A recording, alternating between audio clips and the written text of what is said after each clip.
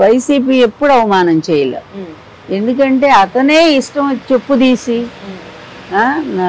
పిచ్చి భాష మాట్లాడుతూ వైసీపీని కొడతాను, తంతాను, ఈడ్చి బజార్లో లాగుతాను అన్నప్పుడు మాట్లాడారు. 3 పెళ్ళిళ్ళు చేసుకునే నువ్వేం మాట్లాడతావు, నీకు నైతికత ఏది అని చెప్పి అప్పుడు మాట్లాడారు. అంతకుముందు పవన్తో వీళ్ళకేం లేదే, పవనే మాట్లాడాడు ముందు ఇష్టం వచ్చినట్టుగా. అవును కదా.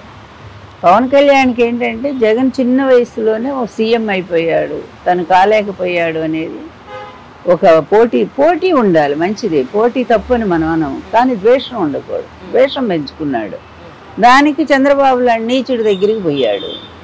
ఆయనతో కలిసి ఏముంది, ఇద్దరు ఏకమైపోయారు. అది జరిగినటువంటి అది.